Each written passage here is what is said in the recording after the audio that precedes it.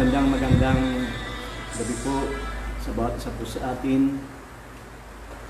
Mula po sa ating mga kapatiran sa bayan po ng Paite, bayan po ng Pakil, bayan po ng Balyan, ng Pangil, bayan po ng Pagsanghan, bayan po ng Magdalena, bayan po ng Santa Cruz, po mga kapatiran dito, ang ating po mga kapatiran sa Pote, sa Bacoor, Cavite. Ito po yung muling kumapatid sa itong Cavite.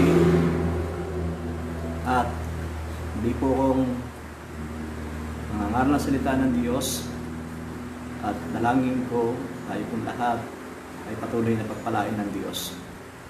Sa gabi pong ito, nais kong ibahagi sa inyo ang dalawang uri ng Kristiyano na sinabi ng Diyos kay Propeta Jeremiah. At ito po ay kanyang sinabi sa pamamagitan ng dalawang uri na igus. Isang mabuting igus at isang hindi mabuting igus. Nais ko po bumasa sa Jeremiah chapter 24 verse 1 to 10. Jeremiah chapter 24 verse 1 to 10. Samahan po ninyo ako. Ang sabi po rito, pagkatapos gapiin at dalhin bihag sa Babylonia ng Haring Nabucodonosor, si Haring Jeconias na anak ni Jehoiakim, kasama ng mga pinunong huhusay na manggagawa at mga panday ng Huda.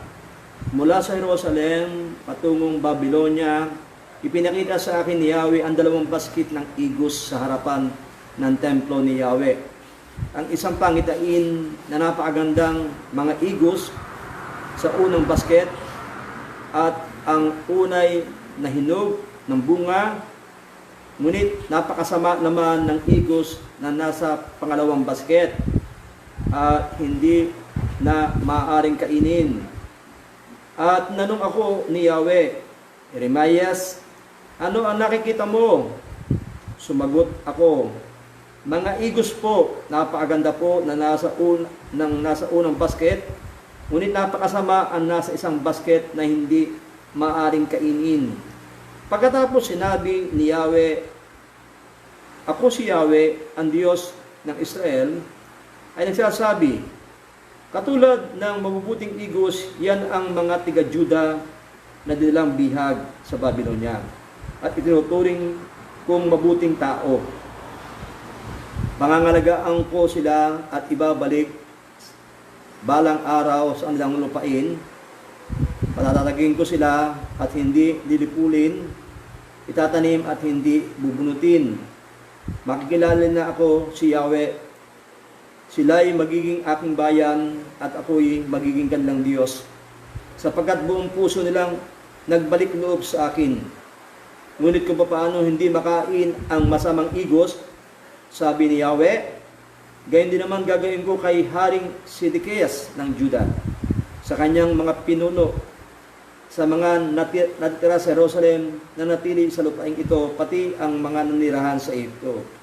Sila'y katatakutan sa lahat ng kaharian, sanlibutan, hahamakin sila at ang pangalan magiging bukang bibig sa pag-aalipusta, sa pagsumpa kahit saan sila magpunta. Dadana sila ng digmaan, tagutom, salot, hanggang sa lubusan silang mawala sa balat ng lupa. Sa lupaing ibibigay ko sa kanila mga ninuno. Tayo po ay manalangin. Mapagpalang Ama sa langit, sama-sama po kami dumudulog sa iyo. Himingi po ng patnubay mo sa aming pong pag-aaralan. Tulungan mo kami, O Diyos, na maunawaan ito. At ang dalangin ko, O Diyos, tulungan mo kaming piliin ang pagiging mabuting igus. Palain mo, Panginoon, ang mga puso namin at palaguin mo ang aming mga pananampalataya. Samahan mo kami, Banal na Santong Espiritu, sa aming pag-aaral sa gabing ito. Salamat po, Ama, sa pangalan po ng aming Panginoong Hesus. Amen. So, the good pigs and the bad pigs. Ang Kristiyanong tumatanggap po ng pagdidisiplina ng Diyos ay maihilan tulad natin sa mabuting igos. At ang Kristiyanong ayaw tumanggap ng disiplina ng Diyos ay maihilan tulad natin sa masamang igos. So, mga Kristiyanong nagpapadisiplina sa Diyos, ang katulad niya ay mabuting igos. Kristiyanong ayaw magpadisiplina sa Diyos, ang katulad niya ay hindi mabuting igos o hindi na pwedeng kainin. Dito po makikita po natin, dalawang uri ng Kristiyano ang gustong ipakita ng Diyos dito. At tinan po natin, alin po ba ang pagkakakilanlan sa isang hindi mabuting Kristiyano? Ang ibig sabihin, Kristiyanong ayaw magpadisiplina sa Diyos. Ang sabi po rito, unang-una, I will make them abhorrent and offense to all the kingdom of the earth.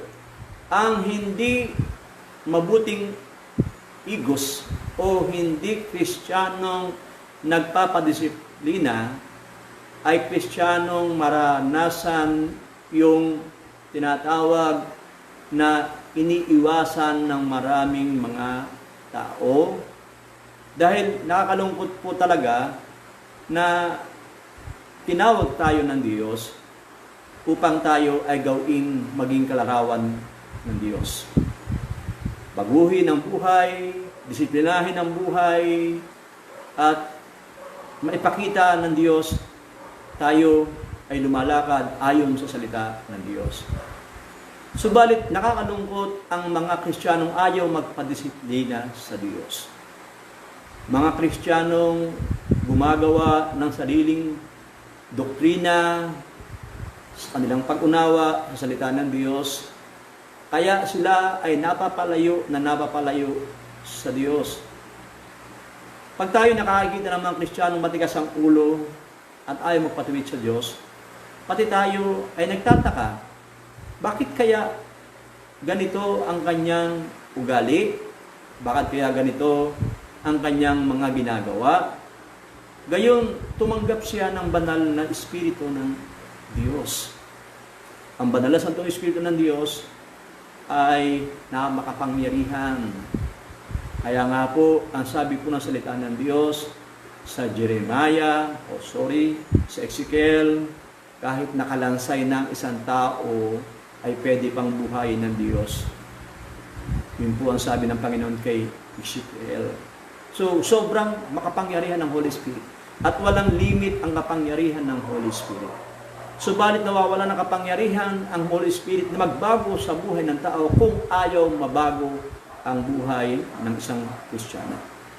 Nung tayo ay hindi pa mga mananampalataya, naunawaan tayo ng Diyos kasi walang kapangyarihan nagpapatakbo ng ating buhay, walang kapangyarihan kumikilos sa atin, kaya tayo gumagawa ng masama. Pero ang gumawa ang Diyos, nagkameron tayo ng personal na relasyon sa Panginoon, tinanggap natin ang Banal na Santong Espiritu, tinanggap natin ang Banal na Santong Espiritu, at ang Banal na Santong Espiritu ang papatakbo ng ating buhay. Alam niyo po, pag nakakita tayo ng mga Kristiyanong malayo ang kanyang buhay sa salita ng Diyos, nasasabi natin, bakit kaya ganitong ginagawa nito? Hindi kaya ito nababagabag, natatakot sa kahinat ng kanyang buhay, na napakaliwanag na kapag lumalaban tayo sa kalooban ng Diyos, ang paliwanag ng Book of Acts, para tayong sumisipa sa tulis. Si Apostol Pablo, noong panahon na nilalabanan niya ang kalooban ng ating Panginoong Hesus, napakarami niyang suffering naranasan hanggang sa siya ay nabulag. At sinabi ng Panginoong Hesus, mismo kay Apostol Pablo, ang ginagawa mo ay para kang sumisipa sa tilos. Ikaw lang ang masasaktan. At dito po ang nakalulungkot pa, kung ang isang mananampalataya ay ayaw magpatuwid sa Diyos, pati ang kanyang mga kaibigan na nakikisama sa kanya, pati ang kanyang mga mahal sa buhay na malapit sa kanya, ay kasama na makakaranas ng anumang suffering na kanyang ginagawa bunga ng pagsuway sa Diyos. Pakahirap ng sumusuway sa Diyos. Ang sabi po rito, ang pangalan ay talagang naisusumpa. Ang pangalan ay mahasabing nilalayuan ng mga tao. Kasi kung paano ang pagkatakot ng tao dito sa coronavirus, baka mahawa, yung pong mga taong ayaw magpadisiplina sa Diyos at gumagawa ng kasalanan, ay matindi po ang kanyang virus na makahawa. At ang virus na ito ay talagang sobrang maranasan na sumpa. Kaya nga po, napakahalaga na maunawaan natin na mag-ingat tayo, na huwag tayo makasama sa mga mananampalatayang kagaya ng isang hindi mabuting igos. Pag tayo po'y nanghihina, pag tayo ay yung pong tinatawag na parang nadadala tayo sa gawa po ng sanlibutan, minamahal natin ang sanlibutan, bigyan tayo ng Diyos ng disiplina na huwag nating maranasan ang maakit tayo ng sanlibutan. At sabi pa po rito ay magpapadala ang Diyos ng kagutuman, magpapadala ang Panginoon ng sumpa, at wawasakin ang mga Kristiyanong hindi nagpapadisiplina sa Diyos. At ang sabi, katatakutan kahit saan sila pumunta. Sipin ninyo, ang pangako ng Diyos ay pagpapala, pero ang nangyari, ang naranasan ay pagsumpa ng Diyos. Pagtignan po ninyo sa Bible kung paano nagagalit ang Diyos sa mga Kristiyanong ayaw sumunod o sa mga Jewish people na ayaw sumunod sa Diyos, bagamat kilala niya ang Diyos na mabuti, ay naranasan ng mga Hudyo na talagang sa tindi ng parusa ng Diyos, wala na silang makain. Itong panahon na ito na ating po naranasan na quarantine period, napakarami pa natin pagkain. At ako'y naniniwala, nasusunod pa rin yung mga gustong kainin kahit na nasa quarantine period. At ako'y naniniwala na tayo nagtatabaan pa. So, hindi pa ganito yung naranasan ng mga Israelita. Naranasan ng mga Israelita, matinding hirap, walang tubig, walang pagkain, at talagang napakalayo ng kanilang mga puso sa Diyos. Kapag po kasi ang isang mananampalataya ay ayaw magpadisiplina sa Diyos, ay isa sa pinakamahirap na kanyang naranasan ay napapalayo sa Diyos at hindi na niya nararamdaman ang presensya ng Diyos. Pinipilit niyang maranasan ang presensya ng Diyos sa pamamagitan ng kanyang emosyon, dayain ng kanyang sarili na nararamdaman pa rin ng Diyos sa kanyang puso, sa kanyang buong katawan, spirito, pero katotohanan dinadaya lamang niya ang kanyang sarili. At nakakalungkot, sabi po ng salita ng Panginoon, ang panalangin ng hindi matuwid na tao, kapag nakikita niya ang mukha ng Diyos ay nakangiwit. Nang ibig sabihin nito, talagang naiinis ang Diyos sa panalangin ng Kristiyanong ayaw sumunod sa Diyos. Mga kapatid sa Panginoon, pagbabasahin natin ang Biblia, mas marami ang pangakong sumpa kaysa pangakong pagpapala. Basahin po ninyo ang Deuteronomy at napakaraming sinabi ditong sumpa kapag hindi sunod ang Diyos. Pag binasa natin ang Deuteronomy, sinabi roon, pagpapalain ko kayo.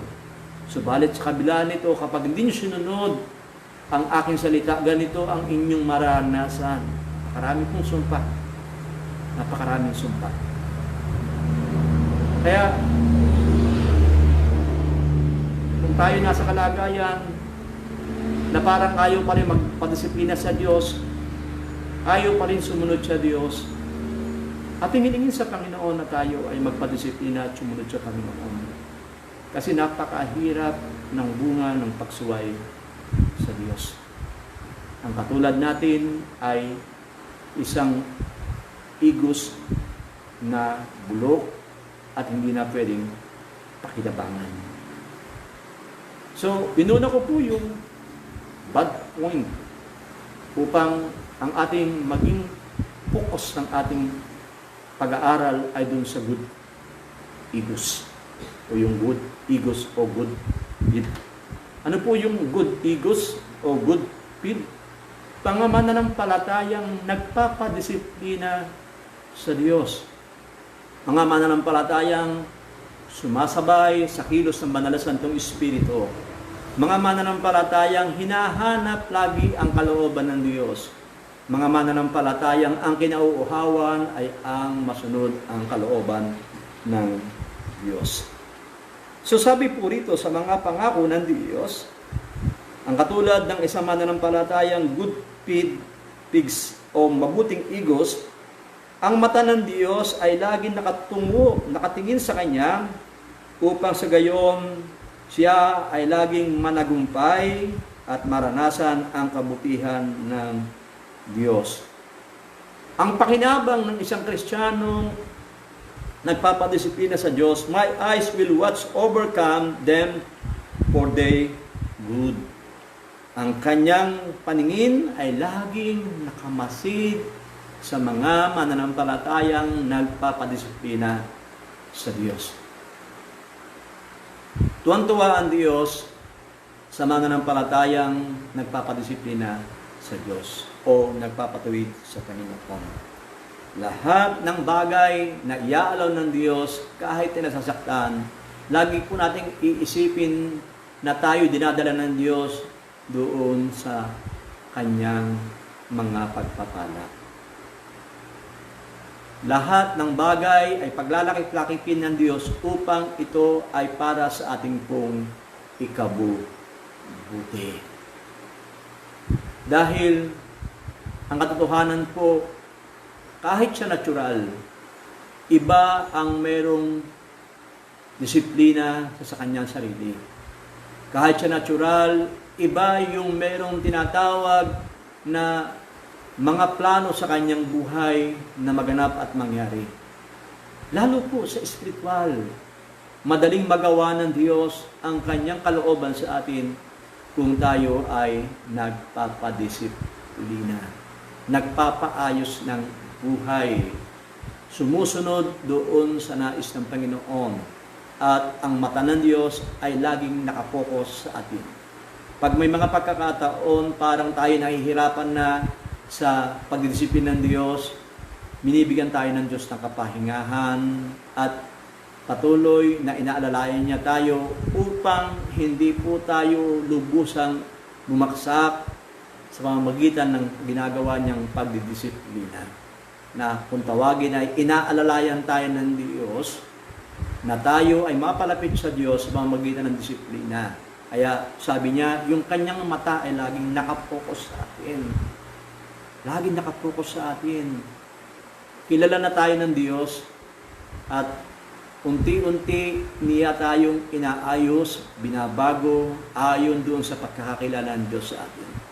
Iba't iba po ang ating kakayanan ng pagsunod sa Diyos. Pero alam ko, eksperto ang Diyos sa kanyang paraan upang ang pagsunod natin sa Diyos ay kanyang magawa ayon sa kanyang pamantayan at ayon sa kanyang tinatawag na karunungan. Kaya nga po, matututo tayo sumunod sa Panginoon dahil makikita natin kung paano ang wisdom na ina-apply ng Diyos sa ating pong buhay. So, tandaan po natin, lahat ng pinayagan ng Diyos na ating maranasan, ang resulta nito ay pagpapala. Pagpapala. Hindi po madaling tanggapin ang pagpapala. Pero, siguraduhin ko po sa inyo, ibibigay ng Diyos yan. Kung paano sa natural, hindi agad nakukuha ang mga plano at balakin o tinatawag na ambisyon sa buhay, talaga pong dumadaan sa napakaraming disiplina. Kaya, pangako ng Diyos, ang mata niya ay laging nakapokus at pinagmamasdan ang bawat kilos natin, sapagkat tayo po nagpapadisiplina sa Diyos, tayo po ay the apple of eyes of God. Kaya nga po, ang sabi po ng salita ng Diyos, ang panalangin ng matuwid na tao, hindi patapos ay kanya nang pinakikinggan. Ang matuwid na tao sa harap ng Diyos ay ang mga Kristiyanong nagpapadisiplina sa Diyos. Wala naman pong perfecto. Pero kapag tayo nagpadisiplina sa Diyos, ang sabi ng Diyos, tayo po ay righteous before God. Matuwid na tao sa harapan ng Diyos. Hindi perfecto ang sabi. Matuwid na tao sa harapan ng Diyos. Kasi nagpapadisiplina tayo sa Diyos. Ang sabi po dito, I will bring them back to this land. I will bring them back to this land. Dito po pinakikita ng Diyos na lahat ng mga bagay na nawala sa atin pansamantala nang tayo ay disiplinahin ng Diyos, ituwid ng Diyos, ay ito ay ibabalik ng Diyos sa atin po. Katotohanan po, pag mapapansin po ninyo, lahat ng mga patutuon, marami mananampalataya, maski mga pastor, mga malaking simbahan, malaking mga pastor na kinikilala sa panahon na ito, na pinagpala ng Diyos. Pag atin tinignan ang kanilang mga patutuo, ay makikita po natin ang dami nilang pinagdaan ng hirap sa pinansyal. Talaga pong naawala ang kanilang mga pinansyal na pagpapala nang sila ay sumunod sa Diyos. So, ang pagkawala ng mga pinansyal, material na pagpapala, at maging mga ambition na dapat na ating pong pinapangarap sa ating pong pamilya. Ito po ay pansamantala lamang.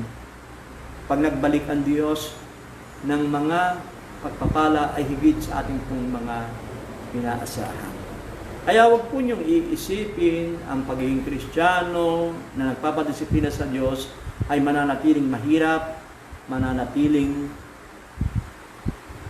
masasabi natin parang kulang sa lahat ng bagay. Hindi po totoo yun. Napakaganda po ng sabi ni Apostol Pablo.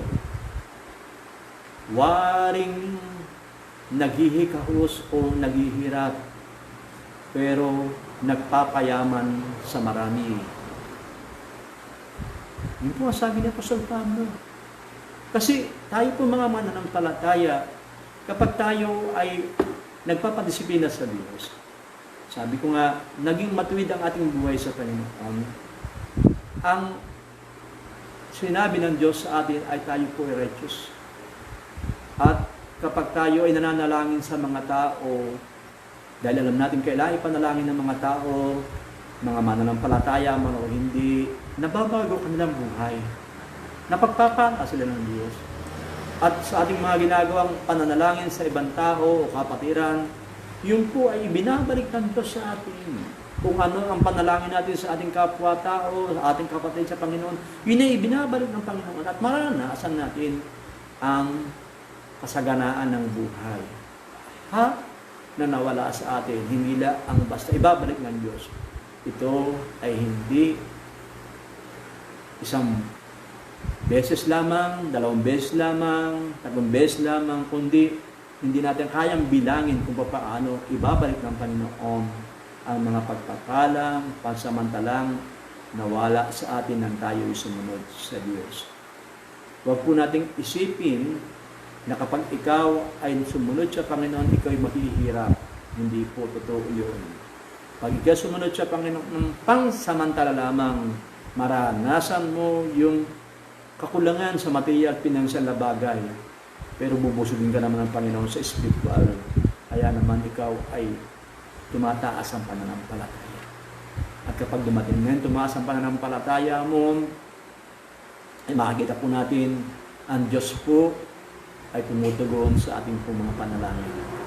Sa mga kapatid na naranasan ng mga sitwasyon na nahihirapan sa material at financial, pagsimikapan po natin tayo po ay maging napakayaman sa spiritual upang tumaas ang ating pananampalataya at sa ating taas ng pananampalataya, sa bawat panalangin po natin ay ito po ay mangyayari, masusunod at magaganap.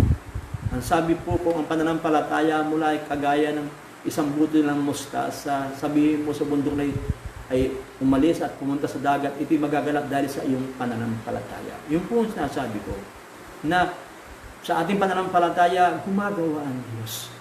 At ito po ay nagsisimula doon po sa pagtanggap sa mga sitwasyon na hindi maganda sa atin, sa pagdidisiplina ng Panginoon, sa pag-aayos ng ating buhay, maging sa financial at material na bagay. Pero hindi habang panahon, mananatili ka sa kalagayan parang kawawa ka. Pero hindi ka naman talaga kawawa. Hindi ka pinababayaan ng Diyos. Kaya, napakahalaga na maunawaan ng mga kapatiran at nakakapanood ng live streaming na ito, dadaling ka ng Diyos sa masaganang buhay at ikaw ay pagpapalain ng Diyos. Kung tayo po ay nasa panahon tayo dinisiplina ng Panginoon, tinuturuan lang tayo ng Panginoon na maging mabuting katiwala ng Diyos. Uulitin ko po, yung mga nawala sa atin, sa mga Kristiyano papadisiplina, ibabalik po ng Diyos yan na napakaraming beses sa atin po. Huwag po natin itong kakalimutan, mga kapatid sa Panginoon. Kaya napakahalaga na tayo ay papadisiplina sa ating Panginoon. Nasabi po rito, I will build them up and not tear them down. Tayo po ay kanyang itataas, patatagin sa ating pong buhay bilang Kristiyano. Ang pinakakayamanan po natin mananampalataya ay isang pananampalatayang kailanman ay hindi nagbabackslide, na ibig sabihin mananampalatayang matatag ang kanyang pananampalataya kahit inaabot ng bagyo, ng hangin, ang kanyang buhay bilang Kristiyano. Nagbigay ng sample ang Panginoong Hesus ng panahon na siya ay nasa bangka, natulog siya samantalang napakalakas ng hangin at maging ang alon ay napakalakas. Ang sabi ng mga apostol, Guro, hindi ba kayo natatakot? Tayo po ilulubog na. Ipinakita ng Panginoon kung paano siya payapang-payapa. Alam niyo po, ito po yung pangako ng Diyos sa ating buhay. Yung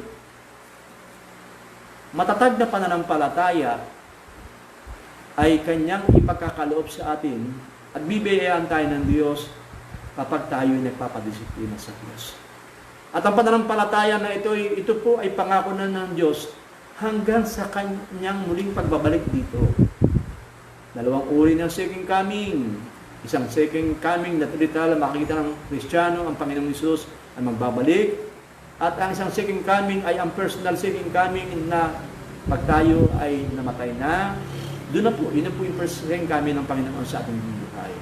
So, ang pangako po rito, tayo haharap sa Diyos na hindi po nasira ang ating pananampalataya.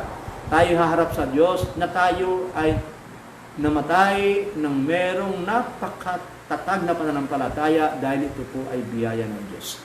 Isa sa mga bagay, bakit tayo dinisiplina ng Panginoon? Upang tayo po ay patatagin ng ating pananampalataya. Lahat po ng tinatawag na mga sumasali sa mga sport, sila ay nagdidisiplina sa katawan upang hindi sila mapagod, hindi sila sumuko. Kaya nga po, kinumpara ni Apostol Pablo ang mananampalataya sa takbuhin o pagtakbo. Nang ibig sabihin, tayo po ay tumatakbo sa ating pong pagsunod sa Panginoon at hindi po tayo kayang hadlangan ang ating pagtakbo sa pagsunod sa Panginoon kahit ano ang problema. At ang isang mananakbo o isang sumasali sa paligsahan na nagdisiplina, nagsanay sa kanyang sarili, ito po ay nakatutustos takbuhin upang hindi siya mapagod, hindi siya bumagal. Kaya ang isang sumasali sa mga anumang paligsahan ng mga palaro, bawal mag-inom, bawal magpuyat, bawal nigerelyo, lahat ng bisyo iniiwasan. So sa atin naman po ay una siyempre din sa bisyo, dapat ay wala ng Kristiyanong bisyo. Pangalawa, siyempre ay ang kasalanan. Ang kasalanan po ay naging dahilan para tayo madaling mapagod sa ating pagsunod sa Diyos. At ang kasalanan naging dahilan para tayo maging laging nagreklamo. Ang kasalanan po naging dahilan para tayo hindi mag-appreciate sa ginagawa ng Diyos. At dahil dito, umabagal ang takbo ng ating pagsunod sa Panginoon. At minsan, sana minsan lamang tayo po ay nagpapahinga. Alam niyo po, ang hirap-hirap magpahinga. Kahit pasabihin magpapahinga ka lamang ng isang araw sa iyong pakikipagrelasyon sa Panginoon, napakahirap na. Ang hirap magpahinga kung tayo inaabot ng isang linggo sa pagpapahinga sa ating pakikipagrelasyon sa Diyos. Merong mga mananampalataya, ang haba ng pagpapahinga. Inaabot ng isang buwan, inaabot ang isang taon, 2 taon, 3 taon. Sabi ko, hindi kaya nahihirapan itong mga mananampalataya na ito nagpapahinga? Na kung saan nakikipag-break muna ng relasyon sa Panginoon at ang sinusunod na lamang ay ang kanyang sariling kalooban, hindi ang kalooban ng Diyos. Napakahirap po na. Napakahirap po. Ito'y nagsimula sa maliit na bagay ng pagsuway sa Diyos. Nagsimula sa isang maliit na bagay ng hindi pagpatisipina sa Panginoon at palaki ng palaki. At tinamad na at napagod ng sumunod sa Diyos. Kaya nga po, patuloy tayo magpadisiplina sa Panginoon upang hindi, kung tayo napapagod, tayo po binibigyan ng Diyos ng bagong kalakasan. At kung tayo nanghihina, binibigyan po tayo ng Panginoon ng patuloy na kalakasan upang muling sumunod sa Panginoon. Dahil kita ng Diyos ang puso natin na tayo ay nagnanais sumunod sa Panginoon. Kaya wag po nating naasain sa ating pong buhay ang magpahinga.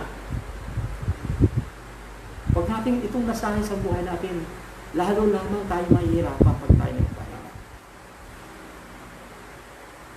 Sabi po ng ating Diyos, ang pinasimulan niya sa atin ay kanyang tatapusin.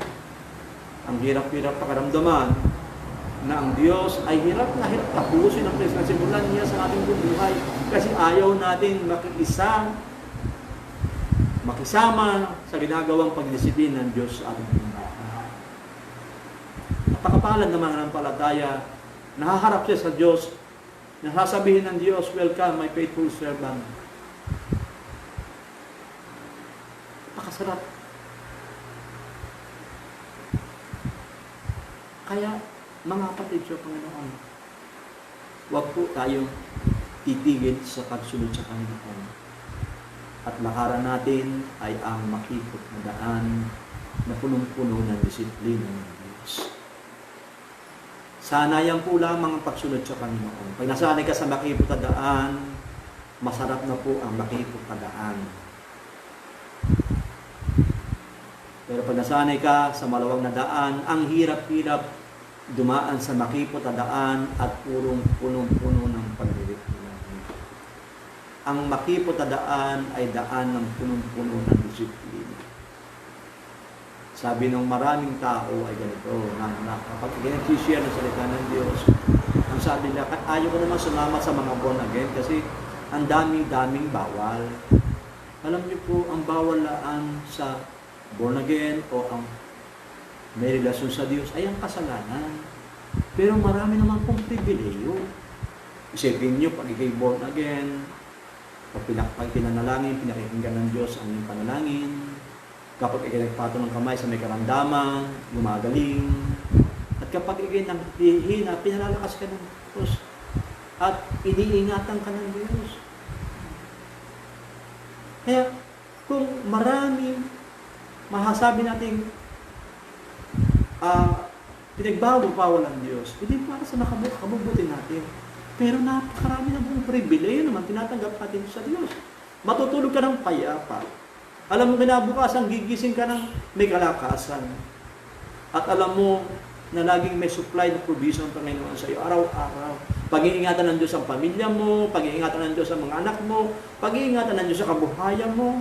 Hindi po baga ito ay napakalaking pagpapala at kahigitan sa iba na laging takot at takot araw-araw dahil laging may pangamba, baka ganito, baka ganon, baka ganito, baka ganoon. Samantalang tayo lagi natin sinasabi, sa biyaya ng Diyos, sa biyaya ng Diyos, sa biyaya ng Diyos. Kaya mga kapatid sa Panginoon, pagkamat mahirap ang dinisiplina, pero mas maraming biyaya ang mangyayari sa atin kapag tayo papag-disiplina sa Panginoon. At higit sa lahat, yung ating pananampalataya ay hindi mabubulok o hindi bubukbukin.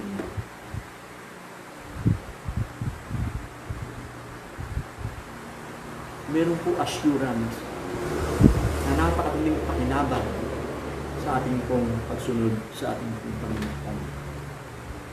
I will not, sabi po rito, I will build them up and not tear them down.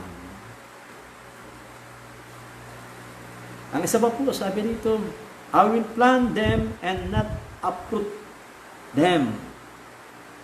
Napakahalaga po na maunawaan natin na lahat po ng mga taktika ni Satanas upang tayo wasakin at sirain at patayin ay wala po itong kamandag sa buhay natin sapagkat ang dugo ng ating Panginoong Hesus ay araw-araw kanyang ibinabalot sa atin, inihuhugas sa atin mga shortcoming na nagagawa sa lahat.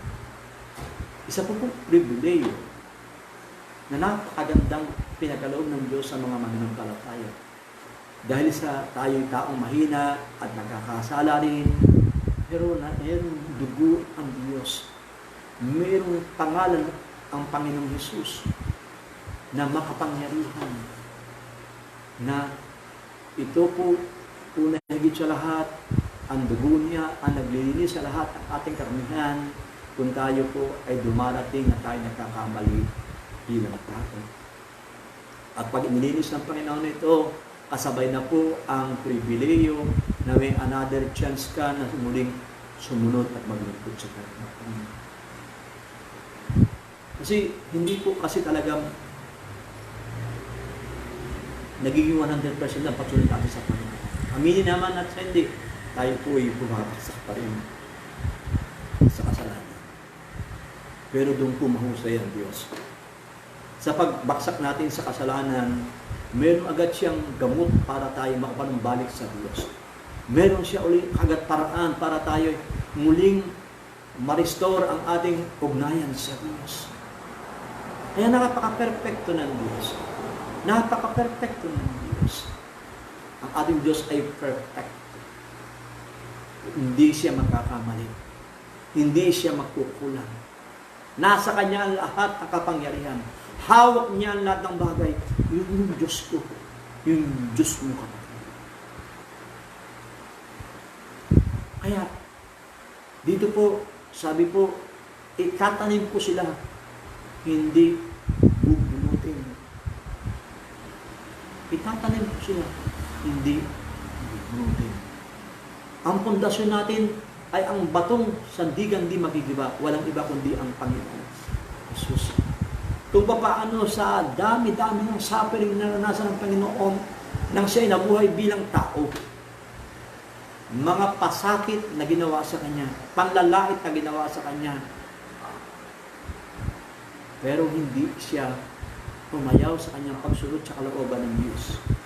Hindi siya umalis sa misyon na ipinagagawa ng Diyos. Hanggang sa kamatayan, ang sabi ko sa salita ng Diyos, hanggang sa kamatayan, naging masunurin siya. Mga kapatid sa Panginoon, ang deklarasyon ni Jesus sa ating mga buhay bilang Kristiyano, nang sabihin niyang tayo kasama sa parada ng tagumpay, ang deklarasyon ng Panginoong Jesus sa bawat isa sa atin, hanggang sa kamatayan ay magiging masunurin tayo sa Diyos. Dahil nagawa ng Panginoong Jesus ito. Kaya ang sabi niya, sundan natin ang kanyang mga yapak, dalhin natin ang kanyang krus upang makasama tayo sa parada ng tagumpay. At itong tagumpay na ito ay hanggang sa kamatayan, hindi tayo kayang bunutin ng kaaway sa ating malalim na pundasyon, sa ating pakikipagrelasyon sa Diyos. By faith, panghawakan po natin ito. Tayo po itinanim ng Diyos, pero hindi kailanman papayagan ng Diyos na mabunot ang ating pananampalataya sa Diyos.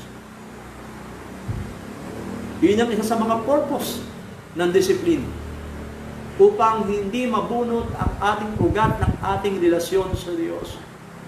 Sa halip, sa panahon na tayo dinisiplin ng Panginoon, ang ugat natin ng pakikipagrelasyon sa Panginoon ay lumalalim ng lumalalim at lumalalim. Kaya pinaprepare tayo ng Diyos na kahit na ganong unos ng sitwasyon ng ating pagsunod sa Panginoon, nakatayo pa rin tayong matibay, matatag, sapagkat ang ugat ng ating pananampalataya ay nasa Panginoon Hesus. Kaya ito yung pangako ng Diyos sa mga mananampalatayang susunod sa Panginoon. Lagi na lamang palalalimin ng Diyos ang ating ugat ng ating pananampalataya sa Panginoon.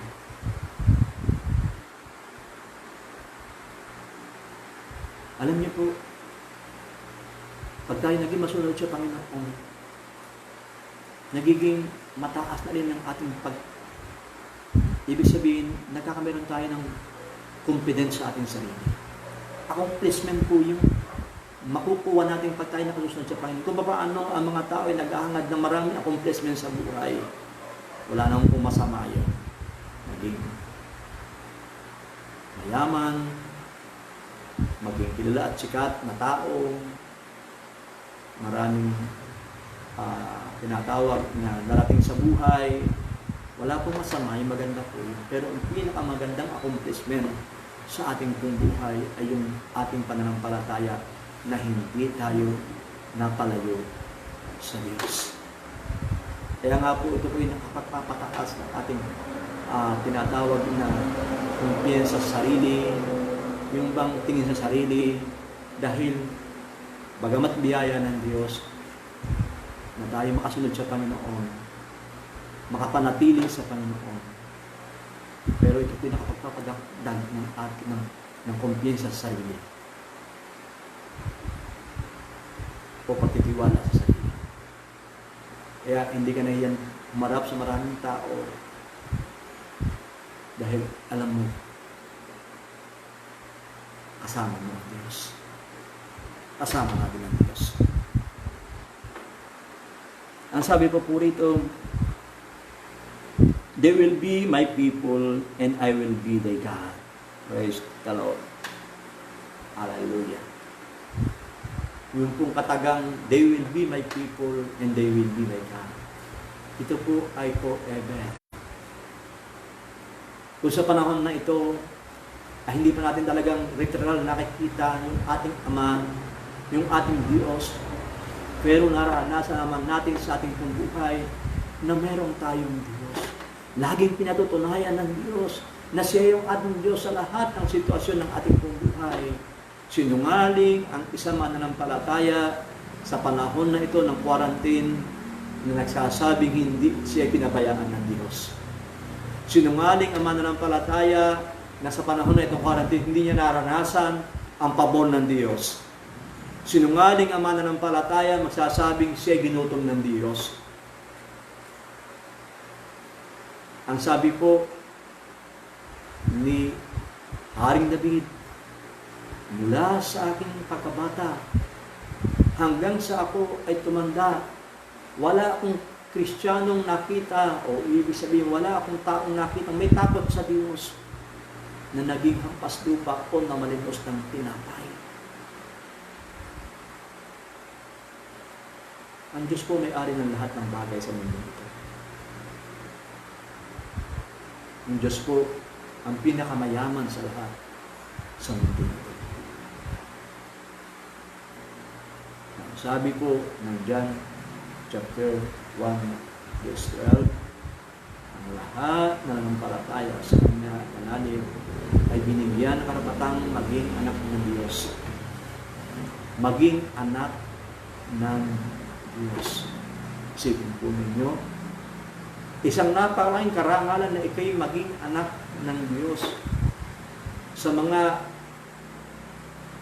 taong pumapasok sa kumpanya, ang pinipilit niya mapalapit siya sa kanyang pinaka-pinuno o presidente. Kasi po ang lahat ng mga tao sa Pilipinas, wala ibang hanga din na makalapit sa presidente upang makuha niya ang pabor ng presidente. Pero hindi lahat ay nakalalapit sa presidente dahil may mga taong, piling tao lamang ang nakalalapit sa presidente na kilala ng presidente. Pero yung Diyos natin, lahat ng mga mananampalatayang nagpapadisiplina, sisiguraduhin ko po sa inyo, makakalapit ka sa Diyos. Makakalapit ka sa Diyos. At ang Diyos natin, ang napakagandang katangian ng Diyos, gusto niya ay marami makalapit sa Kanya. Hindi po kagaya ng mga namumuno sa lupa, hindi niya kayang tumanggap na marami malapit sa Kanya kasi hindi niya kayang lahat bigyan ng pabor. Pero ang Diyos, gaano mang karami tayo, pwede tayong bigyan ng pabor ng Panginoon sa ating mga buhay. Kaya yung pong kataga o ibig sabihin opposition bilang ikaw ay anak ng Diyos at siya'y ating Diyos, ito po isang napakalaking karangalan, isa pong napakalaking pribileyo sapagkat hindi po lahat ay binigyan pa ng pagkakataong maging anak ng Diyos. Pagbabasahin po natin ang salita ng Panginoon. Ang sabi po ng salita ng Diyos, mula pa sa natutunan ng ating magulang, tayo kilala na ng Diyos. At mas mahigit po yung sabi po ng ibang salita ng Diyos, wala pang mundong ito, ikaw at ako ay nasa puso ng Diyos. At wala pang mundong ito, ang ating pong pangalan ay nakasulat na sa aklat ng buhay. Napaka-special ang pagkakatawag ng Diyos sa atin. Hindi lamang nang tayo mga born again, nasabihin ng Panginoon tayo mga anak ng Diyos. Ito lang yung simula, nagpapatunay na tayo anak ng Diyos nang tayo makipaglaso sa Kanya. Pero yung Kanyang plano mula pa sa simula, ito po ay nasa sa puso ng Diyos. Kaya huwag po natin pabayaan na mabigo ang plano ng Diyos sa atin. Huwag po natin pabayaan hindi mangyari ang kalooban ng Diyos sa atin. Huwag po natin pabayaan na mamiss natin ang oportunidad ng mga pagpapala ng Diyos. Sa halip, patuloy tayo magpadisiplina sa Panginoon upang mabilis magawa ng Diyos ang Kanyang mga pangako sa atin. Daling na tayo dun sa buhay. Ito pangako ng Diyos. Sagana sa lahat ng bagay. Sagana sa lahat ng bagay. Mga kapatid sa Panginoon, isa pong napakalagang hamon ito.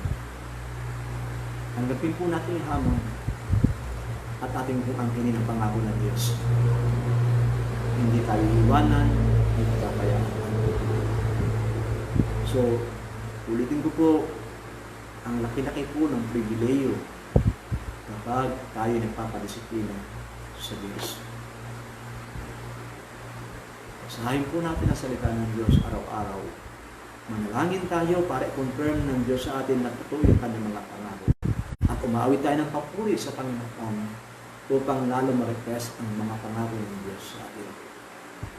Sa pananalangin, pagbabasa ng Biblia at pagpupuri at pag-awit sa Panginoon, pinagsasama-sama ng Panginoon ito para ang ating buhay bilang Kristiyano ay isang Kristiyanong matatag, tibay, at handa laging tumanggap ng pag-aayos at pagdisiplina ng Panginoon upang tayo maging marapat na pagkatiwalaan ng Diyos ng kayamanang panlangit at kayamanang panglupa upang kaya ng Diyos ay Kanyang mapalaganap sa lupa na ito sapagkat ito po yung mission natin nang tayo tawagin ng Diyos sa Great Commission. Ano po, sa maikling oras na ito, nakapagbahagi po ako ng kabutihan ng Diyos. Tayo po'y manalangin. Mapagpalang Ama sa langit, sama-sama po kaming lumalapit po sa iyo. Nagmamakaawa, hinihingi po ng biyaya, na magkameron kami ng puso masunurin sa iyo. Tulungan mo kami, Panginoon, sa panahon na kami nahihirapan at sasaktan sa mga disiplinang ginagawa mo. Magpatuloy pa rin po, Panginoon. Magpatuloy pa rin po, Panginoon. At lagi naming iisipin, ito po ay nakakabuti at kinakailangang malampasan po namin. Sa bawat kapatiran at nanonood po ng live streaming na ito, bigyan mo kami ng biyaya na sumunod sa iyo. Bigyan kami ng biyaya na laging hanapin ang kalooban mo. Bigyan mo kami ng biyaya na laging magpurit mapasalamat sa iyo. Bigyan kami ng biyaya na laging makapanalangin magbasa ng salita mo sa lahat ng panahon ng buhay namin. Pinagkakatiwala namin ang aming buhay sa iyo, Panginoon. Tinataas namin sa iyo ang aming buhay, Panginoon. Hinihingi namin sa oras na ito, ibigay mo sa amin ang langis ng kapangyarihan ng pagiging overcomer o mananagumpay sa oras na ito in the name of Jesus. Ipagkaloob mo sa amin sa oras na ito ang langis ng kapangyarihan na nagmumula sa iyo na maging mananagumpay o higit pa sa mananagumpay. Upang sa gayon, ang pangalan mo maparangalan sa aming pong buhay. Ang pangalan mo maitaas sa aming buhay. At ang pangalan mo, Panginoon, maluwalhati dahil kami po'y naging dali ng pagpapala sa maraming tao na kung saan ay malayo sa iyo at nailapit sa iyong kaharian. Salamat po sa gabing ito. Tinatanggap po namin ang mga pagpapala na ito na binubuksan mo sa durungawan ng langit diyan sa kalangitan. Salamat po. By faith, tumanggap po kami ng pagpapala mula sa iyo, Panginoon. Babalik po ang pinakamataas sa papuri, Ama, sa iyo, sa pangalan po ng aming Panginoong Yesus. Amen. Muli po, magandang gawi po sa bawat isa po sa atin. Pagpalain po tayo lahat ng Diyos.